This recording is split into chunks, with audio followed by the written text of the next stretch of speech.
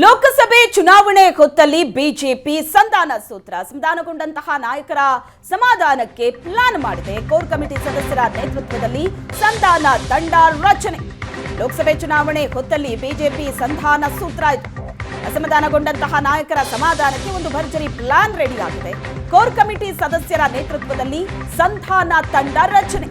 ವಿವಿಧ ಹಂತದ ನಾಯಕರ ಬೇಸರ ಪರಿಹಾರ ಮಾಡೋದಕ್ಕೆ ಟಾಸ್ಕ್ ಇದೆ. ಚುನಾವಣೆ ಬಳಿಕ ಮುನಿಸಿಕೊಂಡಿರುವಂತಹ ನಾಯಕರನ್ನ ಸಮಾಧಾನ ಪಡಿಸುವ ನಿಟ್ಟಿನಲ್ಲಿ ಈ ಸಂಧಾನ ತಂಡ ಕಾರ್ಯನಿರ್ವಹಿಸುತ್ತೆ. ಎಲ್ಲ ಅಸಮಾಧಾನಿತರ ಸಮಾಧಾನಕ್ಕೆ ಮುಂದಾಗಿದೆ ಸಂಧಾನ ತಂಡ. ಸೋತು ಬೇಸರ ಹೊರಹಾಕಿರೋ ನಾಯಕರೇ ಈಗ ಮೊದಲ ಟಾರ್ಗೆಟ್. ಎಲ್ಲ ರೆಬೆಲ್ಸ್ ಜೊತೆ ಸಂಧಾನ ತಂಡದ ನಾಯಕರು ಮಾತುಕತೆ ನಡೆಸಲಿದ್ದಾರೆ. ಕಾಂಗ್ರೆಸ್ ಕಡೆ ಮುಖ ಮಾಡಿದ್ದ ನಾಯಕರ ಜೊತೆಗೂ ಕೂಡ ಚರ್ಚೆ ನಡೆಯುತ್ತೆ. ಲೋಕಸಭೆ ಚುನಾವಣೆ ಸಮೀಪಿಸ್ತಾ ಇದೆ. ಈಗಾಗಲೇ ಬಿಜೆಪಿಯಲ್ಲಿ ಇರುವಂತಹ ಕೆಲ ನಾಯಕರು ಬೇಸರಗೊಂಡಿದ್ದಾರೆ. ಕೆಲವರು ತಮ್ಮ ಅಸಮಾಧಾನವನ್ನ ಬಹಿರಂಗವಾಗಿಯೇ ಹೊರಗಡೆ ಹಾಕಿದ್ದಾರೆ.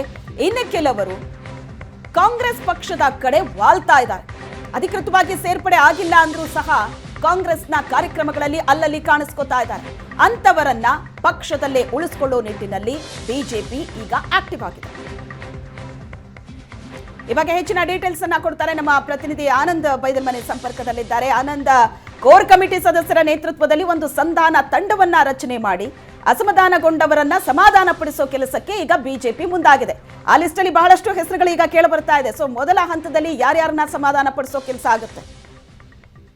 ಇತ್ತೀಚೆಗೆ ನಡೆದಂತ ಬಿಜೆಪಿಯ ಕೋರ್ ಕಮಿಟಿ ಸಭೆಯಲ್ಲಿ ಬಹಳ ಪ್ರಮುಖವಾಗಿ ಚರ್ಚೆ ಆಗಿರ್ತಕ್ಕಂಥದ್ದು ಯಾರ್ಯಾರು ಅಸಮಾಧಾನಗೊಂಡಿರ್ತಾರೋ ಅವರೆಲ್ಲರೂ ಕೂಡ ಸಮಾಧಾನ ಪಡಿಸಬೇಕು ಅಂತಕ್ಕಂಥ ನಿರ್ಧಾರವನ್ನು ಮಾಡಲಾಗಿದೆ. ಯಾಕಂದ್ರೆ ವಿಧಾನಸಭಾ ಚುನಾವಣೆ ಆದ ಬಳಿಕ ಕೆಲ ಮಾಜಿ ಶಾಸಕರುಗಳು ಸರ್ಕಾರದ ಅಂದ್ರೆ ಪಕ್ಷದ ವಿರುದ್ಧ ಕೆಲ ನಾಯಕರ ವಿರುದ್ಧ ಅಸಮಾಧಾನ ವ್ಯಕ್ತಪಡಿಸಿದ್ರು. ಆ ಅಸಮಾಧಾನ ಸಹಜವಾಗಿ ಪಕ್ಷದ ಒಳಗಡೆ ಒಂದ್ ರೀತಿ ಗೊಂದಲಕ್ಕೆ ಕಾರಣ ಆಗುತ್ತೆ. ಹಾಗಾಗಿ ಯಾವ್ಯಾವ ನಾಯಕರು ಅಸಮಾಧಾನಗೊಂಡಿದ್ರು ಅವರೆಲ್ಲರೂ ಕೂಡ ಸಮಾಧಾನ ಪಡಿಸಬೇಕು ಅಂತಕ್ಕಂಥ ನಿರ್ಧಾರವನ್ನು ತೆಗೆದುಕೊಳ್ಳಲಾಗಿದೆ.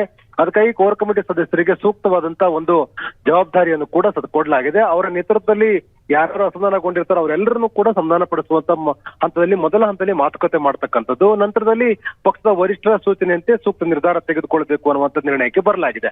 ಹಾಗಾಗಿಯೇ ಮುಖ್ಯವಾಗಿ ಈಗಾಗಲೇ ಕೇಂದ್ರ ಸಚಿವರಾಗಿರುವಂತ ಪ್ರಹ್ಲಾದ್ ಜೋಶಿ ಅವರು ವಿ ಸೋಮಣ್ಣ ಜೊತೆ ಚರ್ಚೆಯನ್ನು ಕೂಡ ಮಾಡಿದ್ದಾರೆ. ಆರ್ ಅಶೋಕ್ ಅವರು ಎಸ್ ಟಿ ಸೋಮಶೇಖರ್ ಜೊತೆ ಚರ್ಚೆಯನ್ನು ಮಾಡಿದ್ದಾರೆ. ಶಿವರಾಮ್ ಹೆಬ್ಬಾರ್ ಜೊತೆ ಪ್ರಹ್ಲಾದ್ ಜೋಶಿ ಅವರು ಚರ್ಚೆಯನ್ನು ಮಾಡಿದ್ದಾರೆ.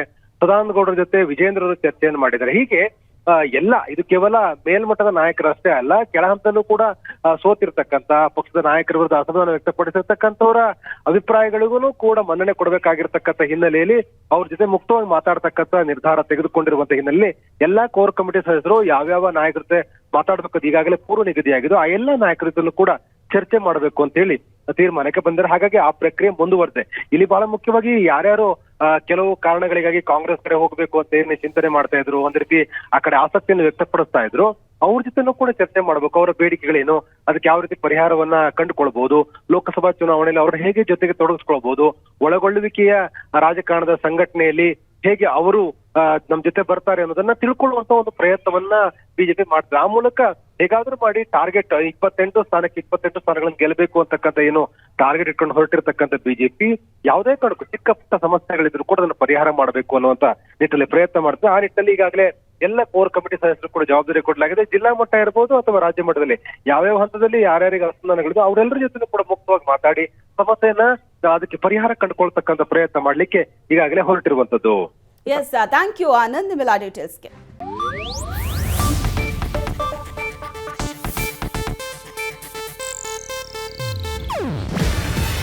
ಇದು ಏಷ್ಯಾನೆಟ್ ನ್ಯೂಸ್ ನೆಟ್ವರ್ಕ್ ಪ್ರಸ್ತುತಿ. ನೀವು ನೋಡ್ತಿದ್ದೀರಾ ಏಷ್ಯಾನೆಟ್ ಸುವರ್ಣ ನ್ಯೂಸ್.